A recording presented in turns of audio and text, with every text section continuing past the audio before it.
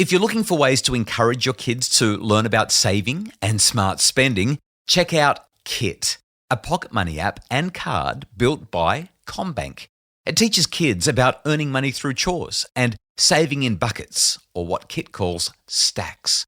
Kit is free for eligible CommBank Yellow customers, T's and C's apply, or just $50 a year for up to 5 children. Download the app or visit heykit.com.au. You can also download Kit's free Pocket Money 101 guide from the Kit website at heykit.com.au.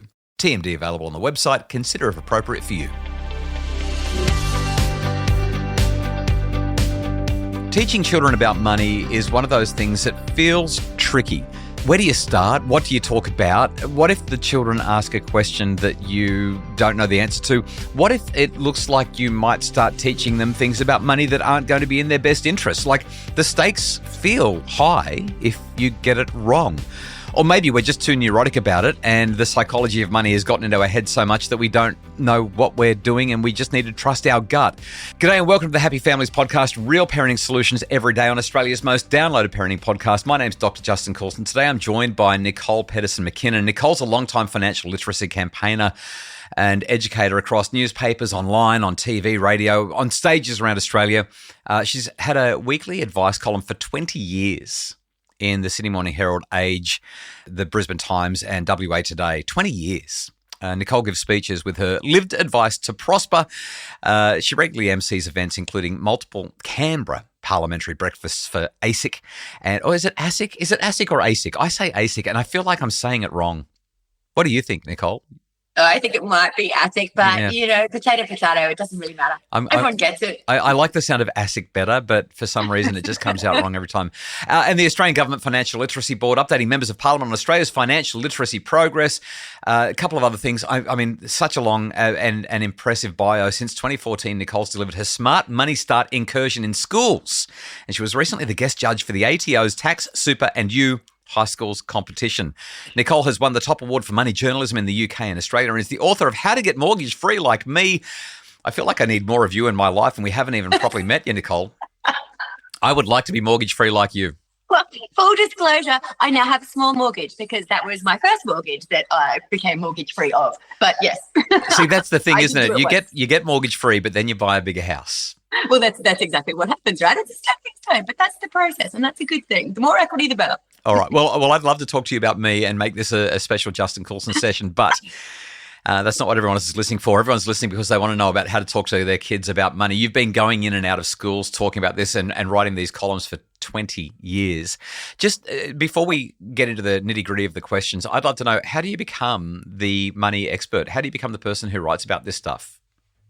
Well, I think to this point and to this podcast, I think that I was kind of bred for it, which is a really weird thing. And I'm not sure that my parents realized they were doing it. But I am the daughter of an English teacher and an accountant.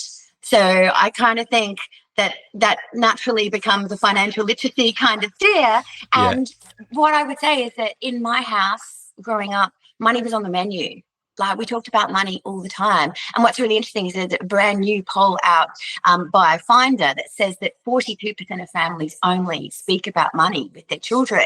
So I do think it's that awareness, because this stuff is not rocket science. It's actually not. Like, the fundamental, though, is attitude, not aptitude. It's great if parents can give their kids both, but they've got to start with the attitude. And that's sort of about, talking the talk. Yeah, this is not anywhere that I thought the conversation was going to go, but let's stay on this for a second. I think that is really important. Attitude towards money. Some people's psychology around money is money in, money out. It's just money. It comes, it goes. Other people have got the attitude, what do you think? Money grows on trees? Well, it doesn't. Our psychology around money can be kind of messed up, right? It can be really messed up. And particularly when we're in an environment where families have been stretched and stressed for at least the past 3 years. Wow. And we do need to be really careful about, there's a lot of talk about eco-anxiety now among children. I believe economic anxiety is something that we can pass on to our kids. If we sort of convey too much of that, the pressure that's around us and the not being able to afford things, etc., without the empowerment to go, you know what, kids, we're going to make concrete decisions today. We're going to save money there. We're going to cut back on that here. We're going to target target this long-term thing that you're going to really, really enjoy, and we're all going to get to achieve together. Just giving them those little teeny crumbs of input that makes them feel empowered and in control and set them up for a better life. Yeah, this is really interesting. As you're saying that, I'm reflecting on one of my mates that I grew up with. His dad was Scottish. Obviously, there's a pretty strong stereotype around the Scots and money. I'm not saying it's true, but the stereotypes are there for a reason. Anyway, the territory. Yeah. So my friend Richard, his dad was Scottish, his mum was English, and they were tight. Like one day they were taken into the bathroom and told how many squares of toilet paper they were allowed to use when they went to the toilet. It was like that. Wow. Super tight. Yep. But we used to mock our friend Richard because if we were going to buy takeout after we'd been surfing as teenagers, he would choose KFC over Yuck-Donald's because the straws were skinnier and therefore the drinks lasted longer. Yeah, wow. That's amazing, isn't it? And look, we've all got those friends. You know, I've got a friend who at university lived on Maggi noodles and vitamin tablets. You know, she's very financially secure right now because that was okay with her. I'm not, it's, you know, not financial advice. It's also not nutritional advice. Yeah. You know, and you know, that person who took their own banana and wanted a discount for the banana smoothie because, you know, that's where their mindset was at with money. I am not, like, I'm notoriously stingy-inspired. I'm not that tight. Do you know what I mean? Because I do think the money is for enjoying along the way. And particularly as parents, when we've got these small people, we do want to give them those experiences that they're going to remember. So there is a line where maybe not the counting out the toilet paper, maybe that's something that's going to stick with you in a negative way through your life, perhaps. But you do want to give them that sort of enjoyment without the indulgence and the appreciation of where the money is coming from and where it's going, what it's getting you. So you go into schools and give talks. Let me make a provocative statement to you. The stuff that you share with kids in schools is probably going to have a fairly small impact on the way they approach money in comparison to what they're learning day in, day out, breathing in the environment with what their parents are saying about money. Fair? 100% accurate. And I mean, you know, I do what I can. And what I do in schools is more at that very last, you know, exit from the school gate. Hey guys, be really careful. I do a lot of, here's what you haven't learned in school. You know, it's an incursion right at the very end where sort of exams are done and dusted. And it's like, you're going to have a credit score, US style, very, very soon. You need to protect that with your life because your life, it really does, you know, really affects your life. You need to be really careful about debt. You need to be really careful about putting your name on leases and about the liability of that. You are going to get targeted by funky fintech companies because that's your generation, who are going to want to clip your ticket. They're going to offer you all this lubrication of spending, all these ways that we didn't have of getting money that we haven't earned, right? There used to be one, there used to be bank card, introduced in the 1980s. Now there's about 20 different ways of getting it. So I say to kids, you just got to be really aware that all this kind of free money is not free at all. And the impact of interest rates, that's another one which is really, really key to your future life. You know, you pay too much on your mortgage and you go way backwards. So let's talk about kids from, let's say, 8 and up, maybe 10 and up, somewhere around there, okay? So they're old enough now that they're earning some pocket money. They've got access to perhaps their parents' credit card when they jump online and they're playing Roblox or something like that and Fortnite. Or they've got a part-time job perhaps and they're starting to earn money. What are the biggest money traps that parents don't usually talk to their kids about, but that kids definitely get caught up in? Well, I think what it is not getting that broader picture of what money can do for you. I think that's the key thing that parents need to pass on. And very closely entwined with that is the idea about being able to delay gratification. So that's a really key learning. And every parent knows that, you know, as beings, we arrive hardwired to some level of being able to delay gratification. Either we're a consumer or we're a delayer. And that's kind of inbuilt to us, with us. And it's a parent's responsibility to kind of show their children just what they can achieve if they just delay that. Food is a fantastic proxy for money in small children. So you can kind of start getting these attitudes across to your children very, very early. And, you know, talk about the concept of future you. Hey, you eat that all that chocolate bar right now, you're going to be super sad this afternoon when there's no chocolate bar left. If you have half now and half later, imagine you'll be double happy. And, you know, that idea of, you know, Justin knows that I'm a bit of a devotee of chocolate. So I think using these tools to get across these messages is really, really great. And then it's about the goal targeting. No matter what the money is, if your kids have $10, what are they going to do with it? What is the magic money split that means that they're going to enjoy it as much as possible rather than just fritter it and have it disappear? We've always done this thing with our kids where we've had them set a goal. They look at how much income they have. I mean, when they're getting pocket money, it's very, very clear. But even once they get their part-time jobs, they've got a pretty decent sense of how much money they're going to earn on a week-to-week basis. And we'll set like a 3-month or a 6-month or even a 12-month goal with them. What are you working towards? How much do you think you can put away? And they'll give us that number. And then we'll say, all right, what would a stretch goal look like? And so they might add an extra $100 or an extra $500, again, depending on their age and what their income is. And then we'll say to them, here's the thing. If you hit that stretch goal, we'll bonus you by this amount. Sometimes we'll match it. Other times we'll give them a percentage of it. It just depends on how big that goal is and how we're going ourselves. Yeah. But the idea there is to teach them that if they can delay that gratification for the 3 months or the 6 months, if they can think about future me rather than present me, that the benefit to them down the track is going to be a really significant payoff. What's your take on that? And do you have any other strategies that can help to teach these principles? Yeah, look, I love the idea of the stretch goal. I think that's really good branding. It's all about the branding for kids. It's all about the gimmick and like the cut through to make that really land. I love the idea of a stretch goal. So what you're embodying there is this thing of pain in the game. So as humans, adults, children, whatever, we know that something that's given to us is just not appreciated as much as something that we strive for and earn, right? Anything, right? Cars, goods, whatever. So the idea of pain in the game and a stretch goal of, hey, is my 50% here? Is your 50% here? And that being expandable based on incentivizing spending up and up and up is a really great mechanism of, again, empowering children to show them that they can make a real difference.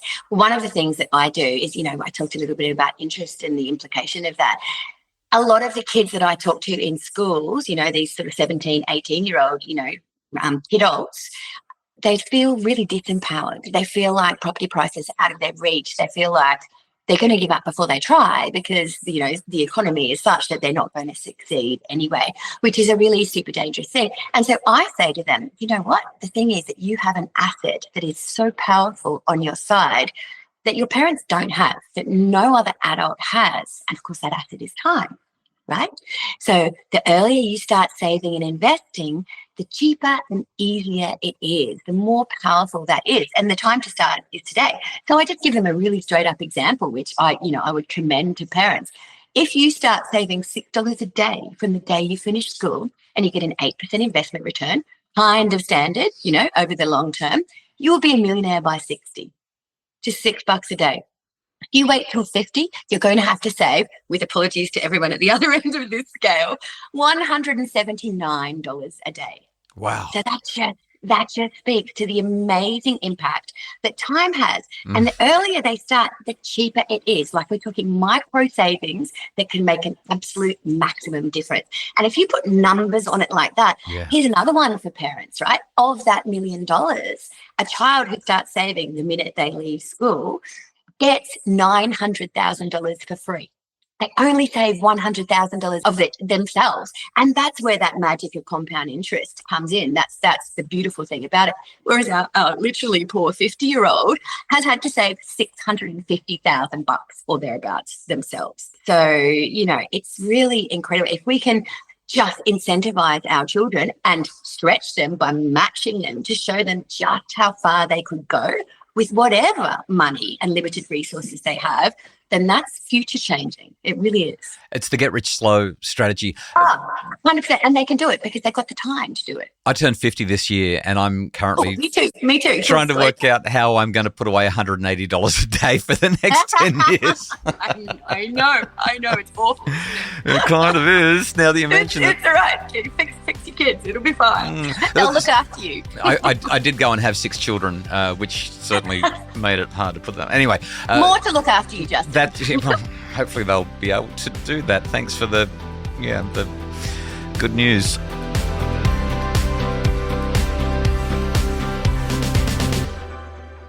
It can be helpful for kids to learn the basics of how finances work, especially in this digital age of invisible money. Kit is a pocket money app and card built by CommBank. It helps kids learn about money through earning, saving, and spending pocket money, as well as by playing fun games and quizzes. Kit is free for eligible CommBank Yellow customers, T's and C's apply, or just $50 a year for up to 5 children. Download the app or visit heykit.com.au. You can also download Kit's free Pocket Money 101 guide from the Kit website at heykit.com.au. TMD available on the website. Consider if appropriate for you. Nicole, I want to ask you a couple of other questions. As a parent who sometimes feels a little bit lost when it comes to financial conversations, and so many parents do, are there any tools that you think are really useful that are available online to help them? Maybe even yours. And for what it's worth, this is not a setup question. Like I'm asking out of genuine interest. I don't know where you're going to go with this, so I just want to be really clear about that. We haven't planted this ahead of time. Yeah, and look, don't feel like you're alone. That's, there's a study by the Extra Foundation, which does not-for-profit financial literacy in schools, which involves the amazing Paul Clitheroe, who was involved in the sort of governmental financial literacy push as well. A recent study of theirs shows that all parents understand that money smarts is a really important lesson for their kids. 24% of them feel like they don't have their head around it themselves. Right. Like 1 in 5 don't know where to start teaching their kids about money. So it's a really, really common thing. So in terms of tools to help, there's actually a lot out there for parents. So in terms of skilling up yourself, take a look at the moneysmart.gov.au website. Lots of really small, targeted, factually correct information on there to just lift your own aptitude just that little bit. And then there's a couple of great pocket money apps that are available in Australia, which I like. We have migrated between a few. Money is earned, not bestowed. I believe that kids need to work for their pocket money. I think that's really important. And these apps let you kind of set those criteria for your kids and tick them off, and then show them when and why they're getting their money delivered. And they have kid-tastic celebrations around the fact that, go you, look what you've achieved, you've done this yourself, and now how are you going to split this money to make it maximum enjoyment from you, to reap the rewards of what you do. There's a couple here. There's Spriggy, which is good. It's got some really great interfacing features for children to give them that goal targeting, which is just so important. No interest earned on that one, which is a problem. Then you've got Kit, which is backed by the Commonwealth Bank. Now, let me just say up front that I was a very vocal critic of the previous Commonwealth Bank, school banking, etc., which was banned several years ago now. This new iteration is very good.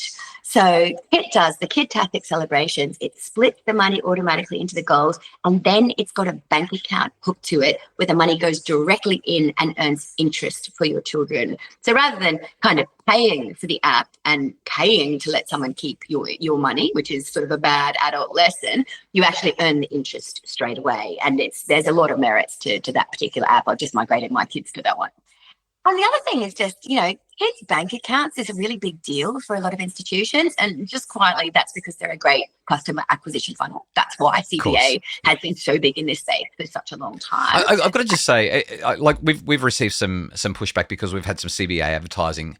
And I don't get it. Like, everyone's going to have a bank account, right? So it's in every financial institution's best interest to do what they can to acquire people to do their banking. So I just have to push back against the people that are saying, "Oh, that's not okay," because hello, it's like, where are you going to put your money? You need to have a bank account. Anyway, go on.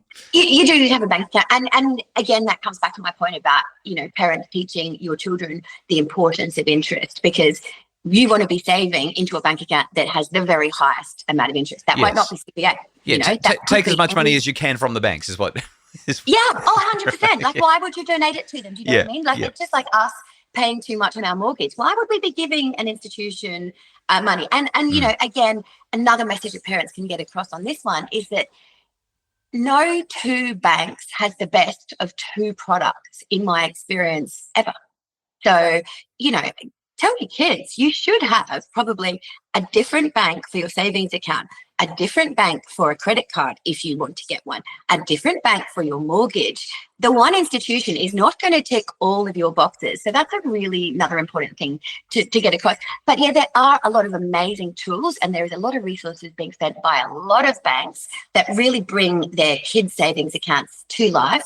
And principal among them is that goal targeting, which is really life-changing for a child. Yep, love that. The only tool that I've been looking at financially is superannuation calculators lately. But again, that's it. The 50 thing, Justin.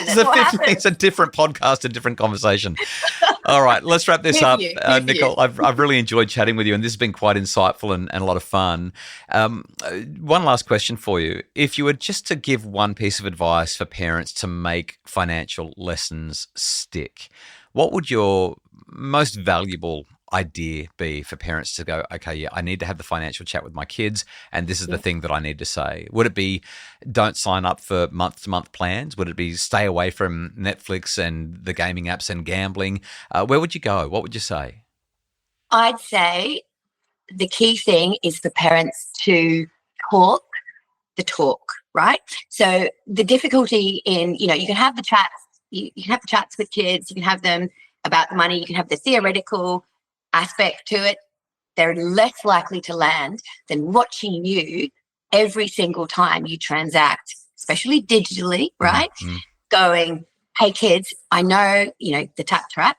I know I'm tapping this card, but that's because the money is coming out. The money is actually in there, and I'm spending money I already have, and I've been careful about how I've spent that money. I've spent the least I can possibly do. I've bought something that I wanted to buy in the first place. I haven't given in to impulse, and I'm responsibly spending. I think if they see you doing that, if you model being that model money citizen, then that's going to get that biggest cut through. You started off saying, what difference am I really going to make going to schools and having that one talk with kids?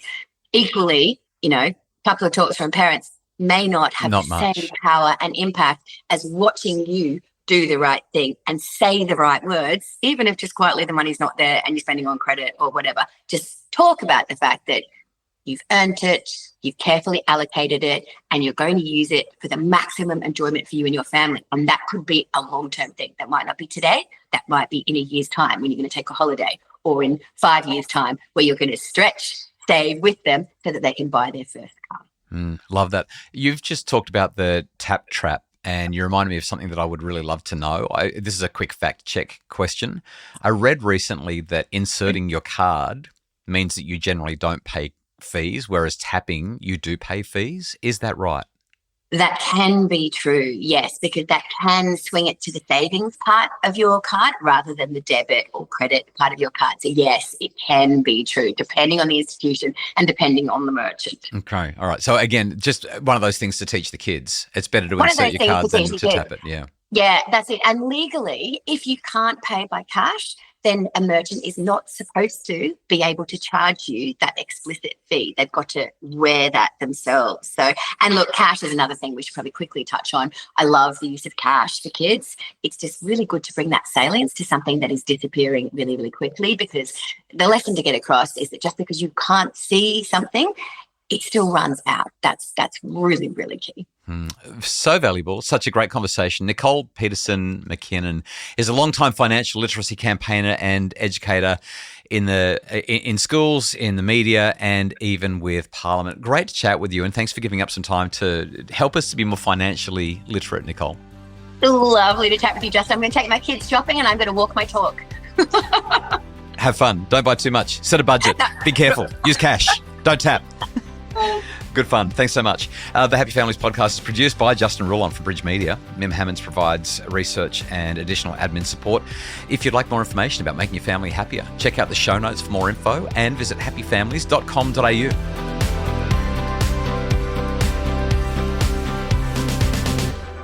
Kit is a pocket money app and card built by CommBank. Kit helps kids learn all about money, from earning, saving and spending their pocket money through to learning about money by taking quizzes and playing fun games. It's guilt-free screen time that helps them develop financial confidence. Kit is free for eligible CommBank Yellow customers, T's and C's apply, or just $50 a year for up to 5 children. Download the app or visit heykit.com.au. You can also download Kit's free Pocket Money 101 guide from the Kit website at heykit.com.au. TMD available on the website. Consider if appropriate for you.